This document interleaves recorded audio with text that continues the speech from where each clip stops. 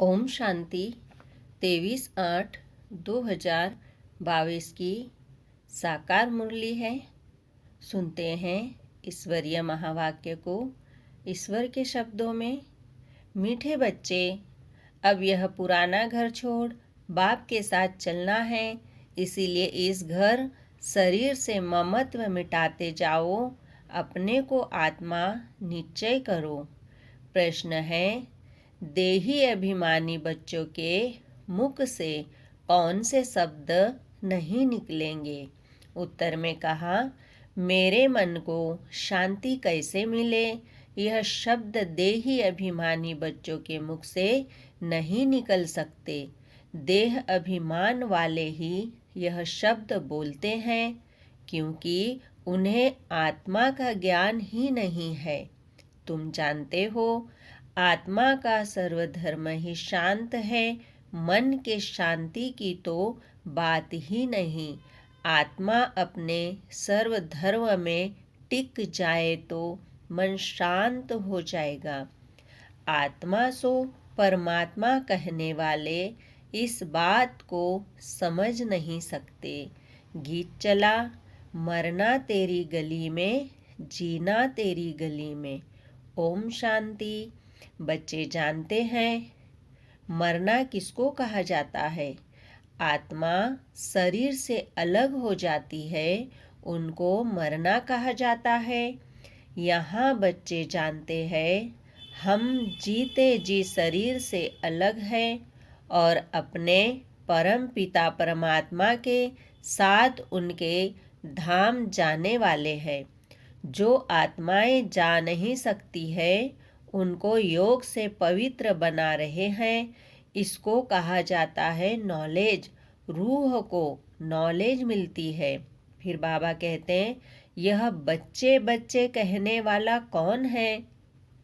परम पिता परमात्मा, जिसको सभी भगत याद करते हैं।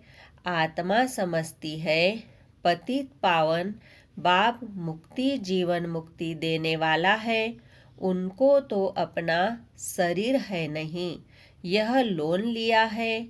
हमको भी यह छोड़ना है, और जिसका घर है उनको भी छोड़ना है। वैसे तुम बच्चों का भी यह पुराना घर है, इनमें खिड़कियां आदि सब है। तो बाप कहते हैं, बच्चे, यह पुराना घर सबको छोड़ देना है, मेरे साथ घर चलना है। इसीलिए जीते जी इस घर से ममत्व मिटाते जाओ। फिर बाबा ने कहा, अपने को आत्मा निश्चय करो और बाप को याद करो। यह तो बच्चे जानते हैं। दो बीजे, बाबा ने कहा, यह तो बच्चे जानते हैं, दो चीजें हैं, जीव और आत्मा। मनुष्य जब दुखी होते हैं तो जीव घात करते हैं, आत्मघात नहीं। आत्मा जानती है शरीर के कारण आत्मा को दुख होता है, इसीलिए उनको छोड़ना चाहती है। फिर बाबा ने कहा, तुम जानते हो बाबा हमको शहंशाह बनाने आया है। जैसे राजाओं से महाराजाएं बड़े होते हैं ना, तो बाप कहते हैं तुमको राजाओं का राजा बनाया जाता है। तुम्हारी आत्मा जानती है यह पुराना घर छोड़ना है। आत्मा को पहले सतो प्रधान घर मिलता है।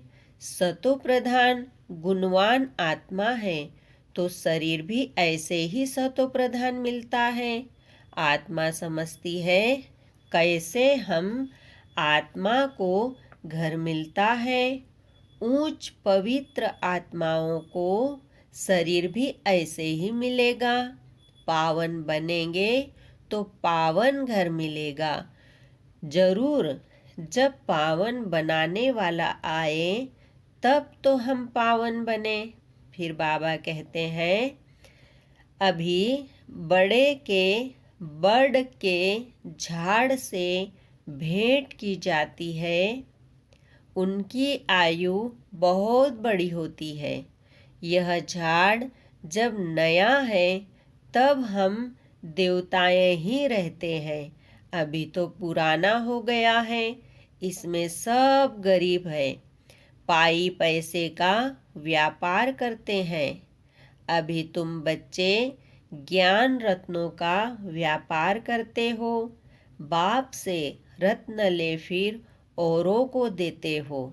फिर बाबा ने कहा, अब तुम्हारी श्रेष्ठ हीरे जैसी बुद्धि बनती है, तुम्हारा व्यापार ही है यह ज्ञान रत्नों का। ज्ञान रत्नों के बाद फिर वह रत्न भी तुमको अतः मिलते हैं, गाया हुआ भी है, सागर हीरे जवाहरों की थाली ले तुम्हारे आगे भेंट रखते हैं। तुम अब पढ़ाई और पढ़ाने वाले को जान गए हो, बरोबर हमारा परम पिता परमात्मा ज्ञान रत्नों का सागर है, जिसको रूप बसंत भी कहा जाता है। आत्मा ज्ञान रत्नों का मुख से वर्णन करती है, तुम्हारा धंधा ही यह है, तुम अमृत वेले उठ यह ज्ञान रत्नों का धंधा करो, प्रभात अच्छी होती है। कहते हैं, राम नाम सिमर प्रभात मोरे मन। यह आत्माओं ने कहा ना, मन बुद्धि आत्मा में है, मनुष्य देह अभिमान में रहते हैं, तो कहते हैं मन मेरा शांत नहीं होता है। जैसे कि शरीर में मन है, परंतु आत्मा कहती है मेरे मन को, बुद्धि को ज्ञान नहीं है, मुझे शांति चाहिए। फिर बाबा ने कहा, देही अभिमान वाला कहेगा, हमारे मन को शांति कैसे मिले, मन क्या है वह भी समझते नहीं है। आत्मा को शांति मिलती है, वह आत्मा के मन को, पहले तो आत्मा को जानना पड़े। आत्मा का स्वधर्म शांत है, यह शरीर तुम्हारे ऑर्गेन्स है, इनसे चाहे काम लो चाहे स्वधर्म में टिको। सन्यासी भी इस बात को नहीं जानते, वह तो कह देते आत्मा सो परमात्मा, परमात्मा सो आत्मा, परंतु ताकत कैसे मिले जो शांति में रह सके। फिर बाबा ने कहा, पुनर्जन्म को ही भूल जाते हैं, 84 जन्मों को भी भूल जाते हैं। बाप सन्मुख समझाते हैं, तुम समझते हो कि अभी हमें बाप के गले का हार बनना है। हम ससुर, बाबा ने कहा, हम असुल उस बाप के गले का हार थे। अब नाटक पूरा होता है, नाटक में एक्टर खेलते भी रहते हैं और टाइम भी देखते रहते हैं। अभी नाटक पूरा होता है, बाकी इतना टाइम है, टाइम पूरा हुआ, अब एक्टर आकर खड़े हो जाते हैं। फिर बाबा ने कहा, ड्रेस बदली कर घर चले जाते हैं। हूबहू तुम्हारा भी ऐसा ही फाल्ट है, बाप आया है लेने लिए, यह प्रश्न ही नहीं उठता। आत्माएं वहाँ होगी वा नहीं, हमारा काम है वर्षा लेना। फिर बाबा ने कहा, यह तो बड़े बड़े साइंस दान है, वह कितना माथा मारते रहते हैं, खोज करते रहते हैं। जैसे ज्ञान की ऊंचाई है तो माया भी कम नहीं है। देखो आसुरी मत पर क्या क्या बना रहे हैं, श्रीमत क्या कहती है और साइंस वाले क्या करते रहते हैं। सुख भी है तो इन चीज़ों से विनाश भी होना है। फिर बाबा ने कहा, बाबा आया है, हमको ले जाएंगे। गाइड बाबा ही है। कहते हैं, मेरे लाडले बच्चे, मैं तुमको साथ ले जाऊंगा। कोई ने भी घर का रास्ता नहीं देखा है। अगर एक ने देखा हो तो बहुत देख ले, वह जाना भी सिखलावे। यहाँ से मनुष्य तंग होकर कहते हैं, जाएं। सतयुग में ऐसे थोड़े ही कहेंगे, सुखधाम को ही सब याद करते हैं। बाप कहते हैं, मैं सबको ले जाऊंगा। मच्छरों के दृश्य वह सिर पर कह देते हैं। बौद्ध ही की आत्मा निर्वाण धाम गई। अगर वह चला गया तो बाकी सब उनकी इतनी वंशावली कैसे जाएगी। फिर बाबा ने कहा, स्कूल में जब सब्जेक्ट में 100 मार्क्स तो कोई नहीं लेते हैं। हाँ, कोई एक सब्जेक्ट में 100 मार्क्स मिल सकते हैं। इसमें भी मार्क्स है। दैवी गुण धारण करना कितनी बड़ी सब्जेक्ट है। सारे चक्र का राज भी समझाना है। कोई में गुण कम है, मुरली अच्छी चलाते हैं, नंबरवार तो होते ही है ना। फिर बाबा ने कहा, भारत कितना अमीर था, अभी गरीब है। प्राचीन भारत बड़ा साहूकार था।